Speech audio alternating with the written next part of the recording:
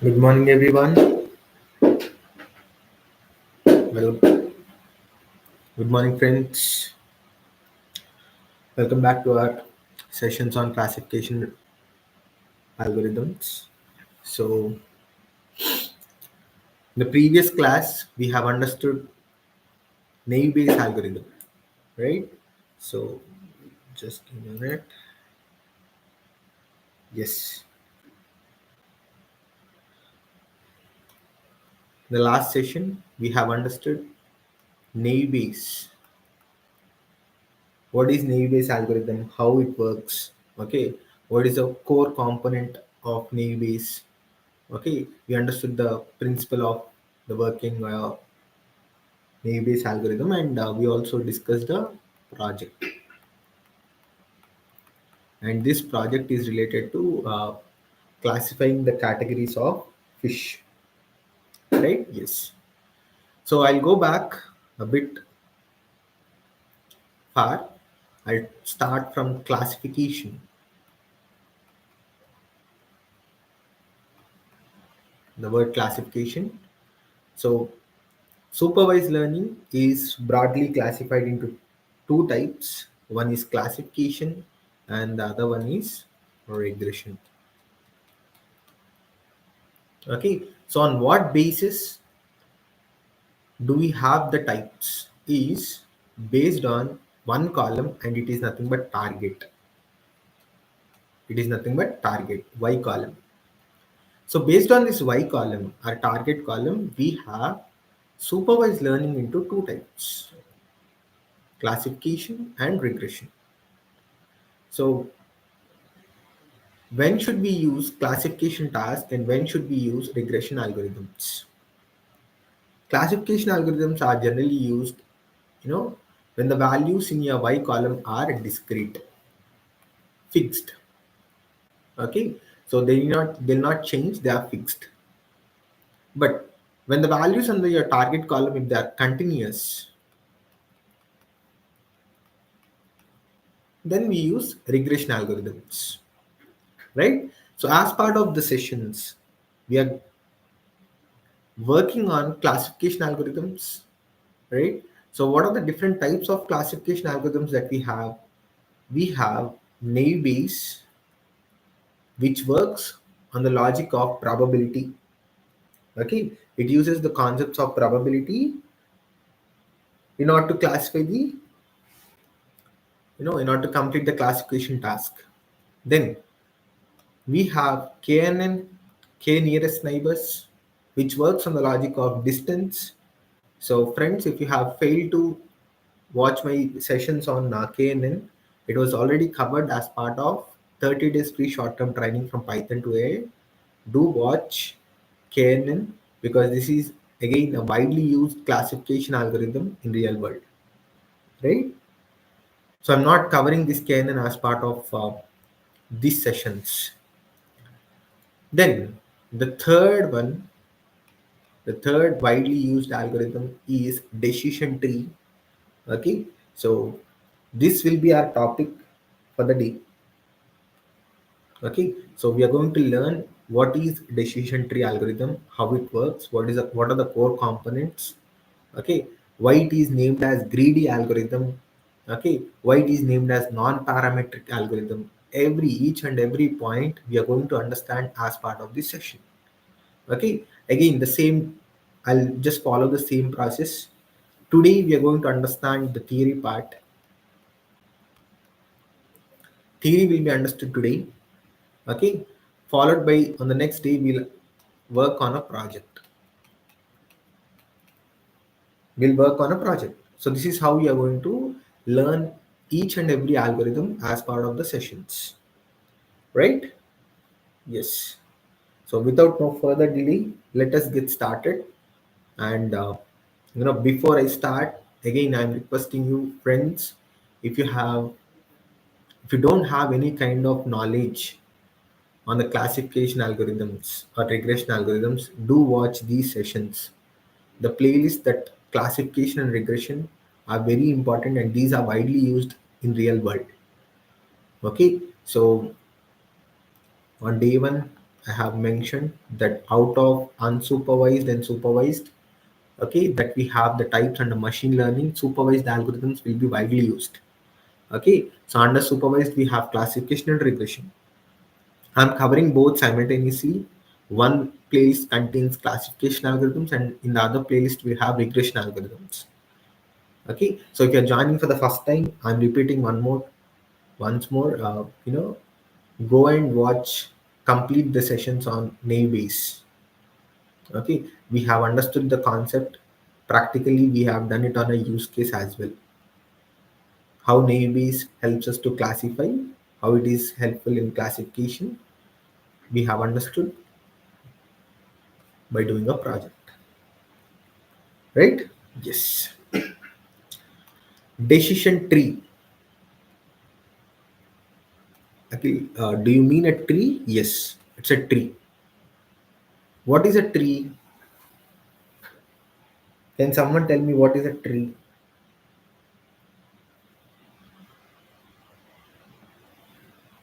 Is tree a living or living one or non-living thing? Respond, friends. You are supposed to respond and make the session interactive. Tree is a living thing, right?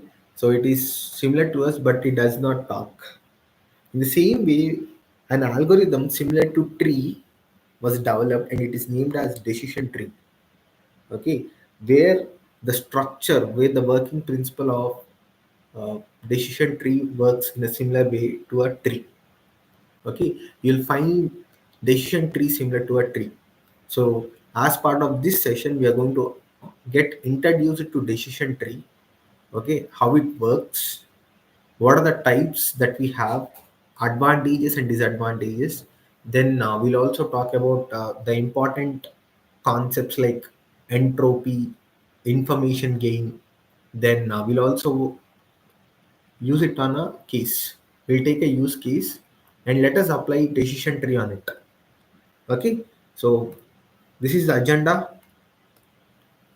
Let us get introduced to decision tree. You see, this is a decision tree. The one that you see here on the screen towards the right side. This is a decision tree. Is it a tree? Yes. When you have a tree and if you invert it, okay, assume a tree upside down. Okay, so what happens? You'll have roots probably. Yes, when you assume a tree upside down, you'll obviously have roots first. Okay, then followed by the stem. Okay, then the branches, and finally the leaves. So I'm not that much good in drawing, but this is how we are going to build a decision tree algorithm. A decision tree algorithm will be in a similar way. Okay, so initially you'll have roots, then stem, branches, followed by leaves. What is this root, stem, branches? Let us understand.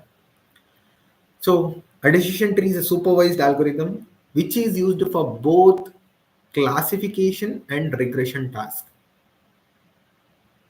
Why? Because I have no discussed this point as part of a previous session also. Naive-Bayes, KNN, regression decision tree together are named as shallow techniques. And these three algorithms, apart from classification, they can also be used for regression tasks. Okay, so don't assume that decision tree can be used only for classification. No, we can also use it for regression. Even if your data is continuous, under the target column, we can use still decision tree. So it represents a tree model, okay, where you're supposed to take decisions in the possible consequences. How you're going to split the data set, on what feature you're going to split, everything will be decided. Okay, it works on the splitting the data set into smaller subsets. Okay, your data set, if this is your data set, this data set will be split into subsets. And furthermore, so what's happening is ultimately it is going to form a tree where you have roots, branches, and leaves. What is this root, branch, and leaf? Okay, so we'll discuss. And when someone asks you why should we learn decision tree or what is the use of decision trees, you know, it is very simple and one can understand it easily. If you talk about understanding interpretability, decision trees are very easy to understand. And moreover, the visualization part that you have in the mind, yes, we can easily visualize it. Okay, so why, on what basis it is very easy to understand and interpret is decision tree forms something called as rules. And these rules, when you go through the rules that were formed at the end of the decision tree, yes, you can interpret the output very easily. Okay, and it is also versatile. Why it is versatile? Because it can be used for both. It can handle both numeric and categorical data, irrespective of the features. Hold numeric or categorical data, yes, it works. It can handle any type of data. Then assumptions, there are no assumptions. If you take any other algorithms, we have assumptions, right? For decision tree, there is no assumption. Okay, so that is the reason it is called non-parametric. If you take naive Bayes, there is an assumption. What assumption did we discuss? The inputs that we have should be independent of each other. Yes, so even for regression algorithms, we have assumptions. But decision tree, in order to construct a decision tree, there is no assumption. No assumption is required, and you can directly jump creating your decision tree. Yes. Now let us focus on the key concepts. Okay, so these are the terminologies that you keep on. We will keep on talking about the terminologies. They are root node, okay, then branch node, and leaf node. Okay, so what are these nodes? We'll exactly discuss. So as part of decision tree, we will have three main nodes. One is called as root node. Second one is called as internal node, nothing but decision nodes, branch nodes. Different people different name it as different nodes. Okay, and the last one is called as leaf node. We'll have three different types of nodes which are very important because we time again use these time terminology as part of decision tree. Okay, yes. So what exactly is root node, internal node, or and leaf node? Root node is nothing but, when you're starting your tree, the starting point is called as root node. You see, this is a tree, a decision tree. So with what feature you're going to start, okay, that particular feature will become root node. When you're constructing a decision tree, okay, yeah, when you're constructing a tree, the attribute, the feature that was used to create, start, is called as root node. Then, based on the values of this root node, you'll have subsets of your data. Okay, once after having the subset of the data, again, based on the next node, you'll have the decisions. Which node? No, the node that is used to split the data based on specific features, that becomes our internal nodes, are also called as decision nodes. So this becomes a subtree. This is our entire tree. So within the tree, we have subtrees. So branches. If you observe a tree, okay, you'll have the branches, right? Within a branch, again, you'll have branches. So sub branches. In the same way, we'll have a decision tree. So that's what we have discussed. A decision tree is similar to a tree. Assume it as upside down. If you assume a tree upside down, that becomes our decision tree algorithm. And the branches, we'll also have the branches as part of our decision tree. And finally, the leaf node. If you observe a tree, what is the final part? Obviously a leaf. Yes. Obviously a leaf. Yes. So in the same way, if you are unable to split, once if you have achieved to the bottom, okay, so that becomes our leaf node. This represents the final nodes in the tree. Moreover, this represents the output. They represent the output. Where you cannot further split, okay, so we can name it as our leaf node.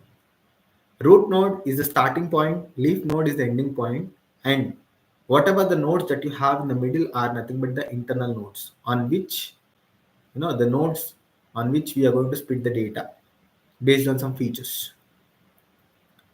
right? So we can do the same for classification and regression. I'll take a use case, probably then you'll understand what is this root node, leaf node, and internal nodes. Yes. But these are the key components, with respect to a decision tree: root node, decision node or internal node, and finally leaf node. Yes. Now let us understand how does a decision tree work. So you see here, we have a flow chart which talks about the working principle of decision tree. The first step is you are supposed to identify a root node, right? See, if you have a root node, you're supposed to select a feature. Feature is representing a column. See, you'll have a data set, right? In your data set, which column has to be identified as a root node, because based on this column only, you're supposed to split the data. That becomes your root node, the starting position of your tree. But how this has to be selected? Which column has to be selected? The question comes. The best feature to split the data should be selected based on some metrics like entropy, information gain. What is entropy? We'll understand. What is information gain? We'll understand. Okay, so there are some important metrics that are considered, that are evaluated for the features. Okay, so accordingly, our root node will be selected. Once the root node is selected, what is the next step? You are supposed to split the data into subsets. So if you have your data in this way, how many columns? 5 columns. So out of these 5 columns, you'll have an output. Yes. So rest of the 4 columns are inputs, right? So out of 4, one column has to be selected as root node. Based on the column that you have selected as root node, you are supposed to split the data.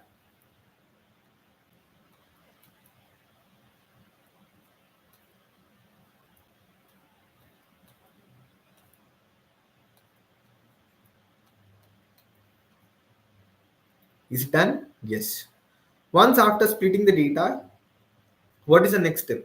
Repeat this. Repeat the same process. The process has to be repeated. Again, out of these 3 inputs, select one more node on which the data has to be split.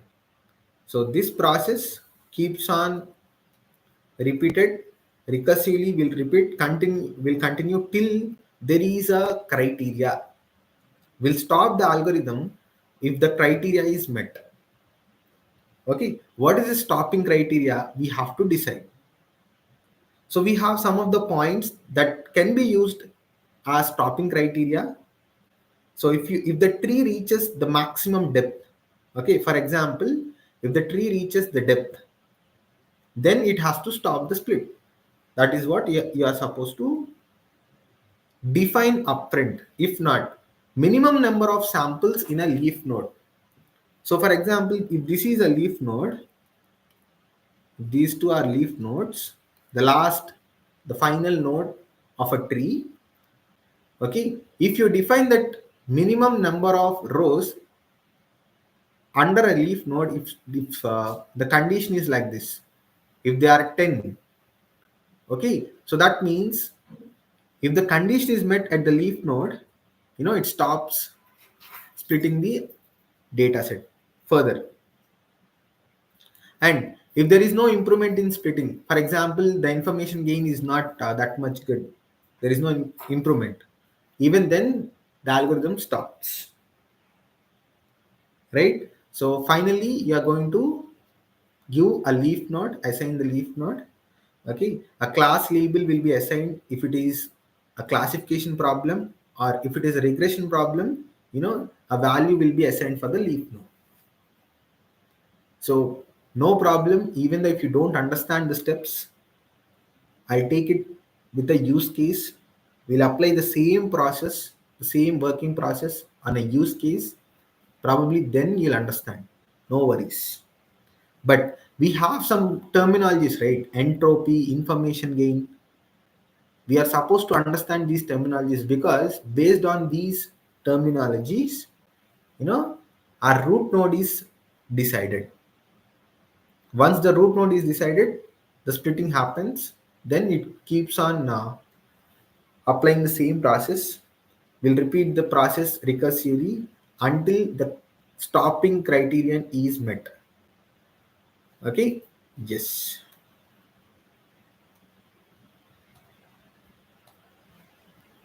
So if you ask the types, depending on the data, okay, if it is for classification, where our data set, where our target variable have categorical values, that is discrete.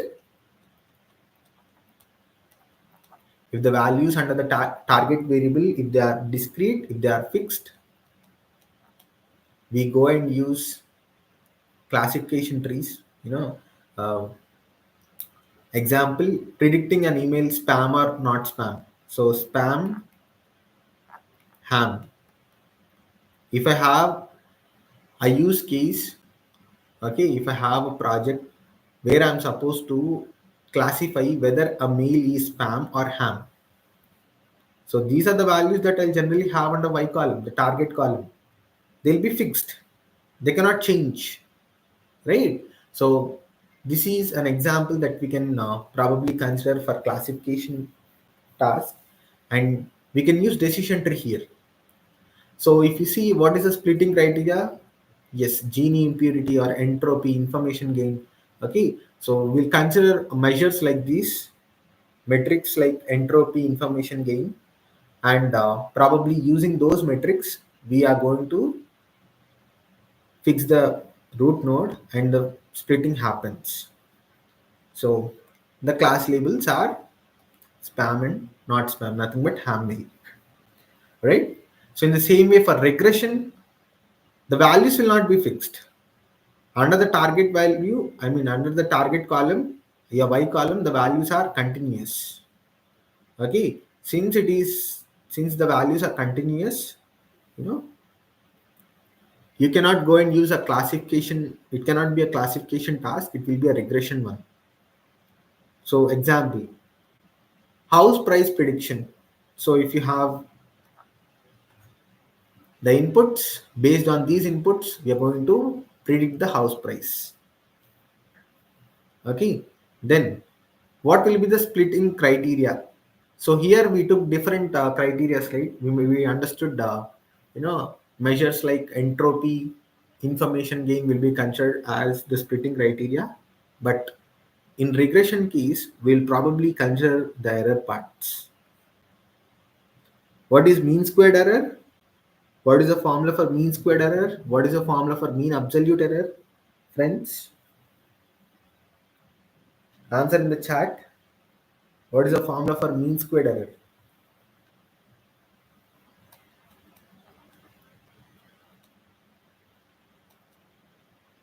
Where did we learn it? As part of Linear regression, error represents actual minus predicted. Okay, what you are doing? You are going to square the error. Then on the squared error, what you are trying to do? You are going to calculate mean. So it's nothing but divided by n summation of I equals to n. Okay, so in this way, I equals to 1 to n. So 1 till all the values of n, each and every row, you're going to calculate the error, you're going to square it, and finally calculate the average. So based on the measures like error, mean squared error, mean absolute error, MAPE, okay, root mean squared error, you're going to split uh, the nodes. The nodes will be split based on these metrics, and obviously the output will be continuous in case of regression. Yes, they keep on changing. We cannot fix the values under the y column under regression, right? Yes.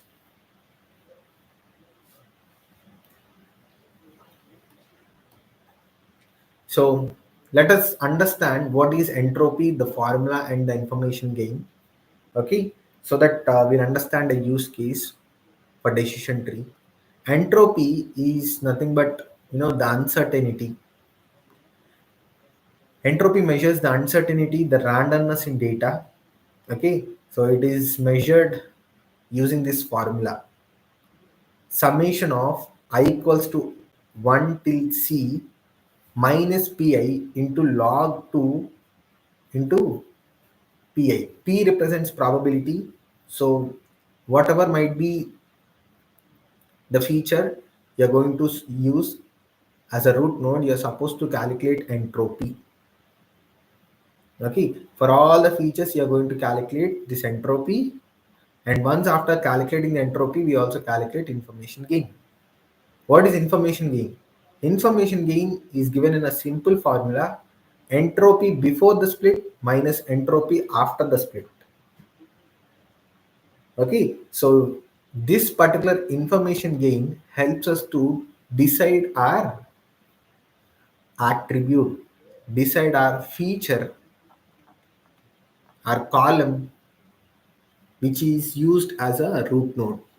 The root node that you are going to use for splitting can be decided using information gain. But in order to calculate information gain, I have to go and get entropy calculated before split and entropy calculated after split. I hope it's making sense. So whenever your data, if you are going to split your data into subsets, okay, so at this point you should calculate entropy here and entropy after. So this is where the split happens. The splitting is happening at this position. So information gain has to be calculated before and after. So why should we calculate this entropy and information gain is to fix your root node. The root node, this point was already communicated. See, the root node that you are going to select for the splitting, right? So that particular root node has to be selected. The feature has to be selected as a root node based on these two measures: entropy and information gain. But how is the question comes? For example, actually there is a data set, okay, where we have 10 columns and probably 100 rows. Okay, 100 by 10. So out of 10 columns, there are 9 inputs and 1 output. Okay, yes. So out of these 9 inputs, which column should I use as my root node? Okay, for splitting the data. For splitting the data, which column should I use as a root node? That is what I am telling, friends.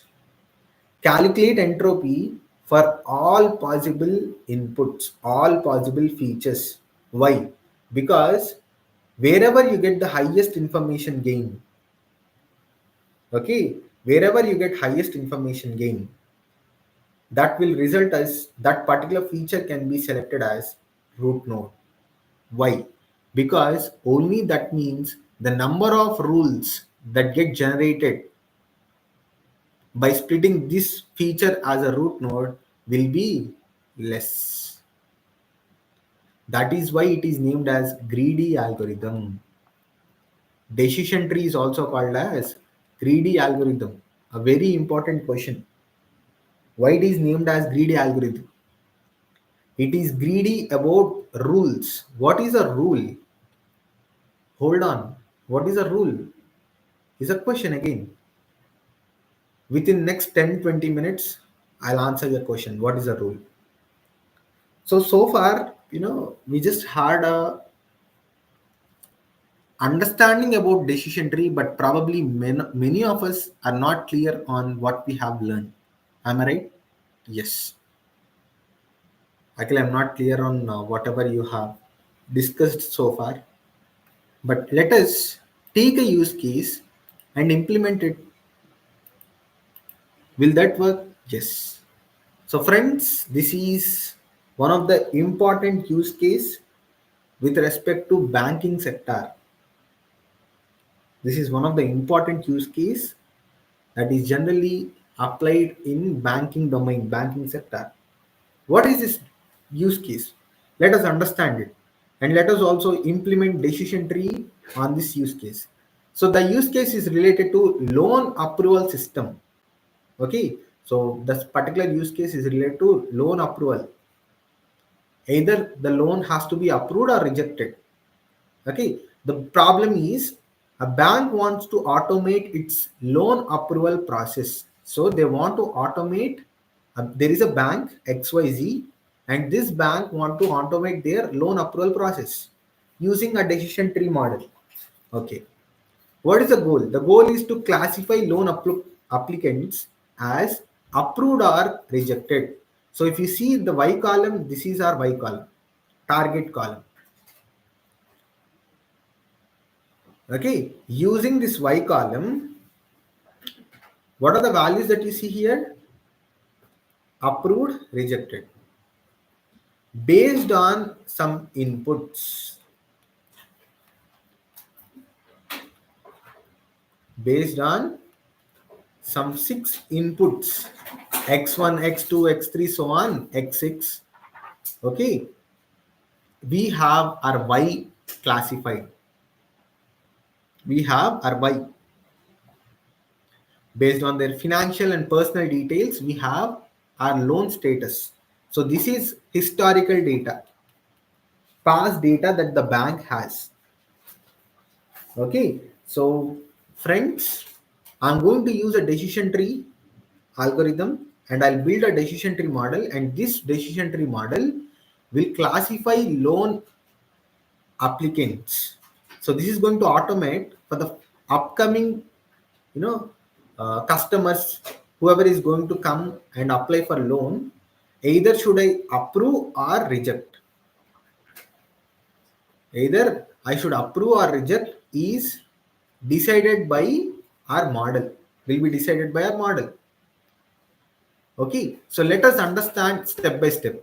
I hope it's making sense. This is the data set, historical data that the bank, stores, and this was given to us. Now using this data set, what I'm supposed to do, I'm supposed to build a decision tree model. And this decision tree model will automate for the new upcoming applicants. Okay, either it will be rejected or approved will be predicted by my model itself. Okay, so let us implement decision tree on this data. I hope it's making sense. Yes. The first step is go and check what is the loan status. Focus on your target column. The first step is calculating entropy for your target column, Y column. What is your Y column? Loan status. What are the different types of classes you have? It is a two class problem, and one class is approved and the second class is rejected. Okay, so one is approved and the next one is rejected. What is the count of approved? 1, 2, 3, 4, 5. Rejected 1, 2, 3. So I just mentioned the details in a table. Okay, what am I doing? I'm applying the formula of entropy. What does the formula says? The formula says entropy is given by summation of I equals to 1 till n minus pi log 2 again pi. You are multiplying with the probability, taking the logarithmic. Okay, so this has to be done for all the classes. How many classes do I have? Only two. So let us start with the first class, for the approved class. So what will be the probability for approved? Out of 8, approved cases are 5. So 5 by 8. Since I have minus of 5 by 8, log of 5 by 8 base 2. Again, the same. I'll repeat for rejected class, minus of 3 by 8 multiplied by log of 3 by 8 base 2. Why 3 by 8? Rejected count is 3 out of 8 cases. So the probability will be 3 by 8. I'm using the concept of probability again. In Navies, we use the concept of probability. Again, I'm going to use probability only. So I just, I'll calculate all these things and I'll get some value. Yes. So this is our entropy before split. Okay. So without splitting the data, this is my data, right? So whatever the data that I have, the original data on the data, I have calculated the entropy. It's 0.955. Now let us go and identify a column which has to be selected as root node. Well, the first step is identifying a root node. So out of x1, x2, x3, x4, x5, x6, which column has to be given a root node position so that the data starts splitting? Should applicant ID given as a root node position, credit score, income level, or which feature? So that one has to be identified. What is the process? The process is again the same.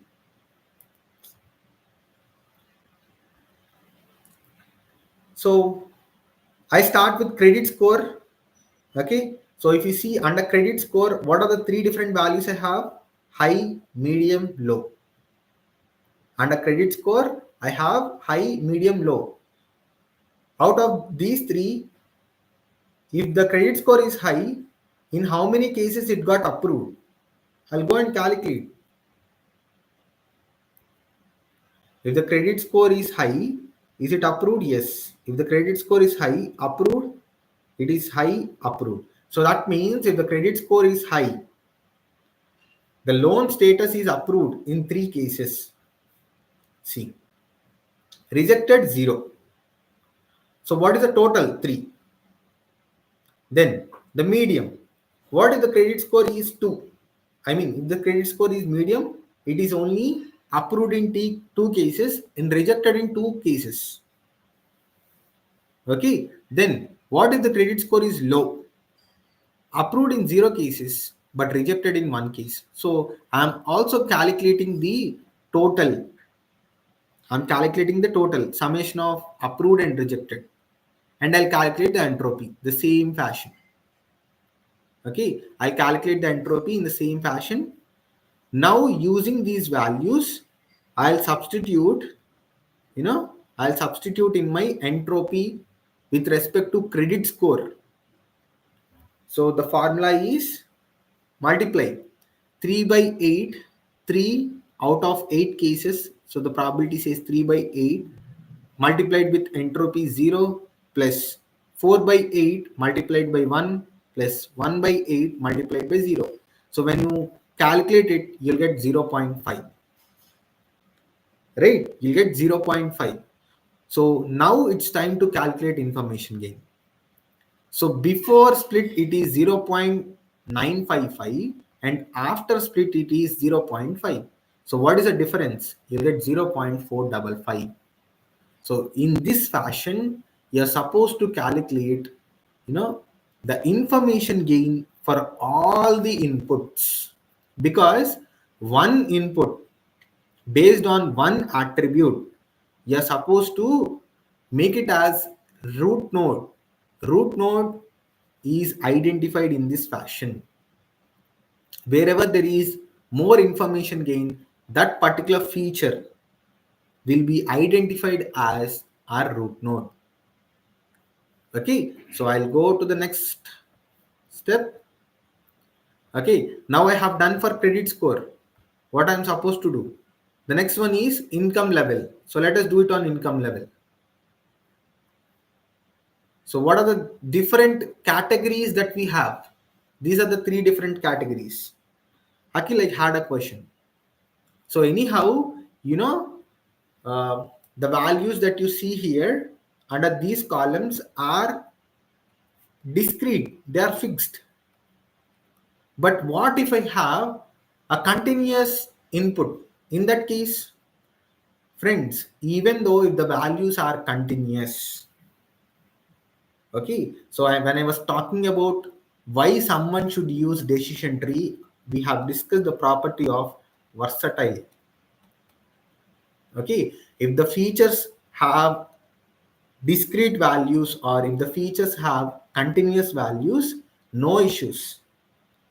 How? What is the process? You see here, if you have a column like age, okay, because I have different ages, right? I have 30, 40, 28.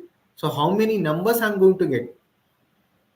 In this such type of cases, what it does is it performs binning. I hope you remember the concept of binning, right? So histogram, how histogram performs binning, it converts the continuous data into discrete, right, categories. In the same way, it converts into some bins and accordingly it calculates the entropy information gain. Okay, so this is the general question that many of us will have. The main reason is here the values are discrete. So obviously, I can get the values, I can calculate the entropy information gain. But here, as the values are, continuous, there can be n number of values as part of each.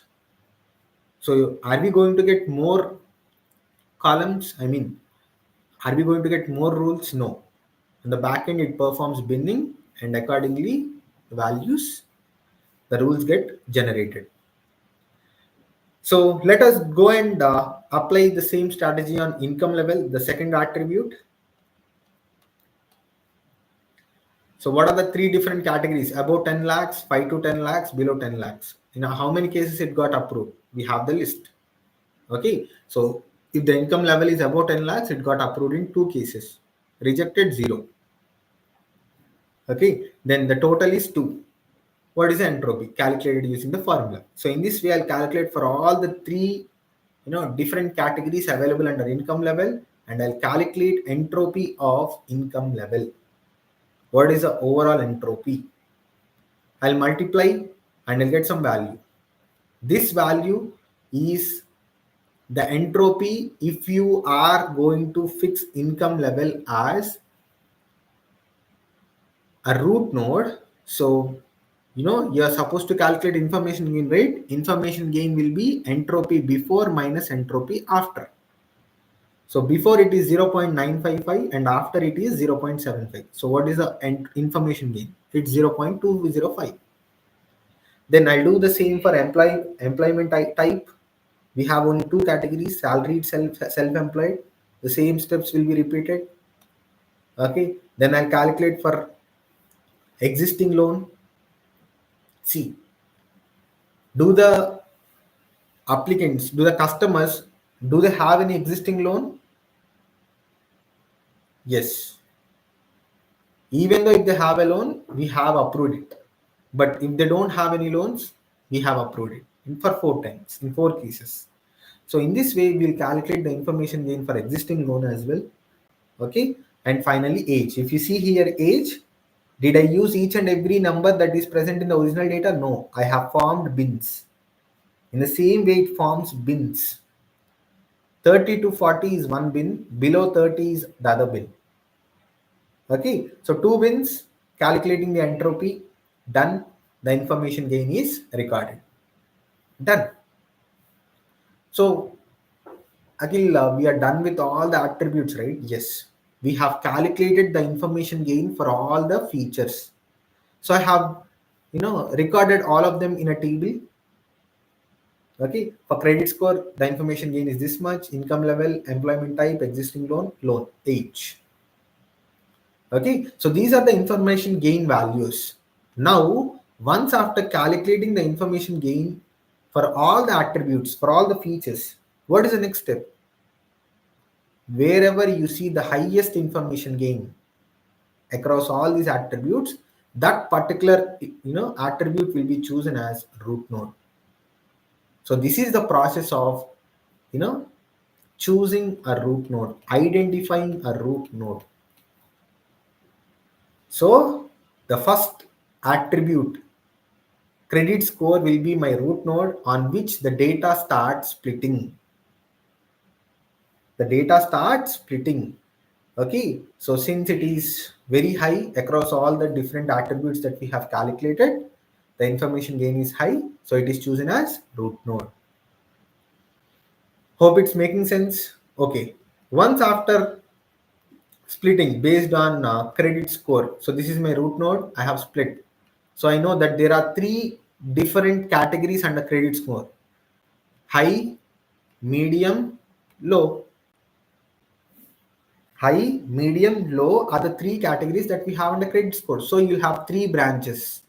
These becomes your decision nodes. Your internal nodes will be this. Now again, follow the same process. You have to repeat the same process. These values are already calculated. Now what should be selected as the next node, next branch node? Okay, the same process will be repeated and you'll generate some rules. So anyhow, I have formed the tree. I'll show you the tree, how the tree will be like. Final decision tree. The first level you see here. So this is our final decision tree, where you see what is our root node? Credit score. Why credit score is identified as a root node? Because of highest information gain. Highest information gain was observed at credit score, and based on credit score, the tree, the data gets start splitting. What are the categories? The categories are like this: high, medium, low. High, medium, low are the categories that we have under credit score. Okay. Do we have any, what should be the next branch? The next branch is obviously income level. So apply the same process. Till here you have calculated information gain, right? So what should be the next feature as part of the branch? The internal sub branches, you are supposed to calculate entropy before and entropy after. Anyhow, entropy before was already calculated. Calculate the entropy after. Once after calculating the entropy after, calculate IG, information gain. Okay, so this based on the information gain for whichever feature you have highest information gain, that particular feature will be selected as the next node for splitting. So you see, my next node is, the next feature is income level. So based on income level, we have again 3 attributes. Okay, again the next node that I'm going to take is existing loan. So again 2 attributes. I can also make it big. Based on age, I can go beyond, but it is forming some rules. Yes. So now let us understand what is a decision rule? What are the rules that we should talk about as part of decision tree algorithm? In decision tree, what exactly is a rule? Rule talks about, a rule is nothing but from the starting position, that is from root node till the leaf node. Okay, the journey, the path from root node to the leaf node is called a rule. Okay, Akhil, can you identify the rules here? Yes. The first rule, I'm writing my first rule. If credit score is high, then approve the loan. If credit score is high, then what do I have to? Loan should be approved. Loan should be approved. This is my rule. This is my rule. One more rule. If credit score is low, then reject. So whatever I'm, let me do it with other colors so that probably that would make sense. Credit score, if it is high, approve. Credit score, if it is low, reject. Reject. Any other rules? There are n number of rules here. See, if credit score is medium, if income level is greater than 10 lakhs, still approve. Still approve. Okay. If credit score is medium, if income level is below 5 lakhs, what I'm supposed to do? Reject. That person, that customer is not going to repay. So that is the reason we'll reject the loan. Okay. If credit score is medium, if income level is between 5 lakhs to 10 lakhs, and if they have an existing loan, if they already have an existing loan, then reject. So all of these will become my rules. All of these will become my rules.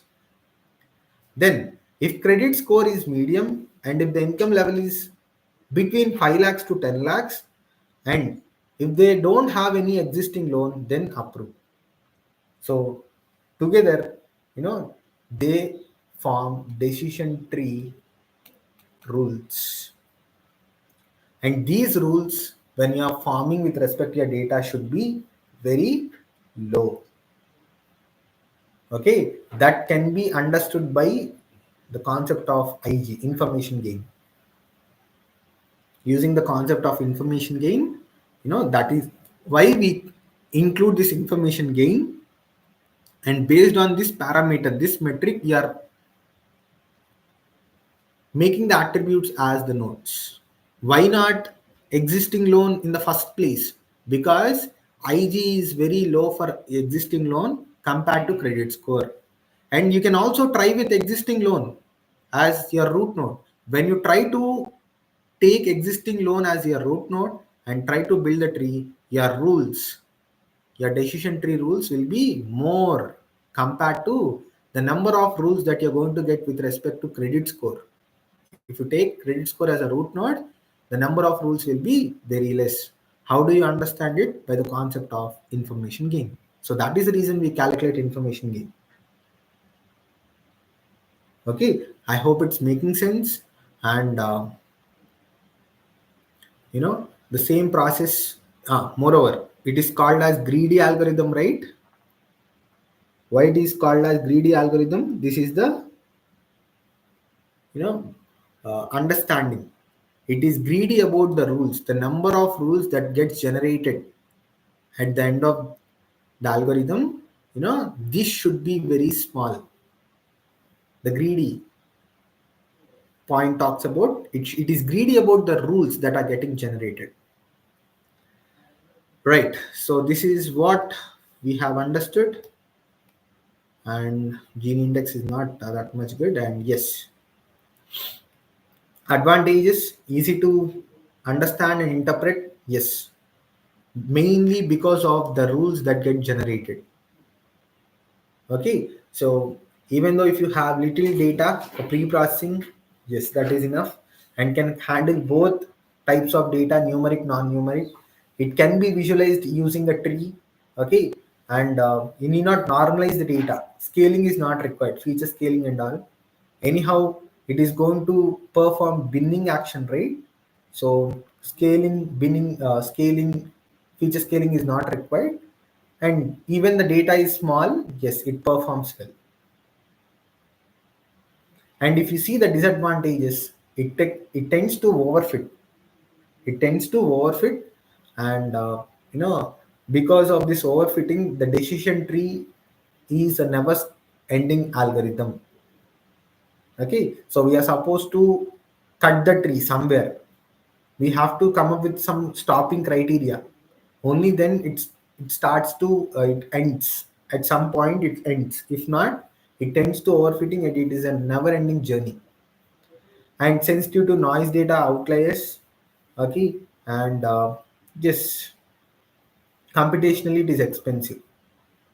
Okay, if you are working on large data sets, it will be an expensive process to train a decision tree model on the data, right? So these are the important points that I want to discuss with respect to decision tree.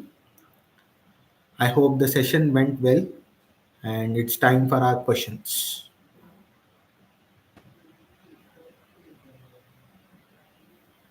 So friends, if you have any kind of questions, yes, feel free to ask your questions. And tomorrow we are going to work on a use case related to decision tree.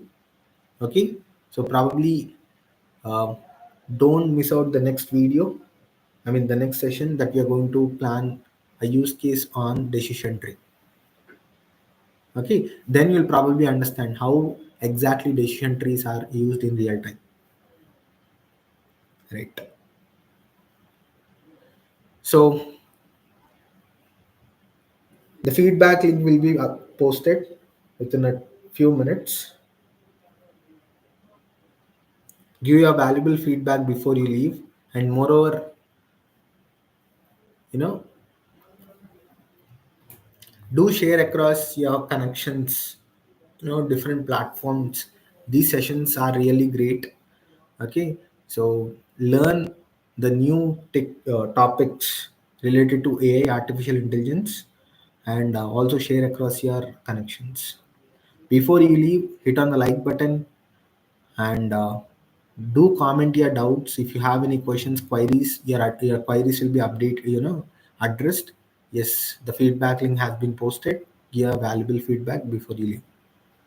So that's all for the day. We'll meet in the next session. Until then, take care. Have a great day. Signing off. Bye.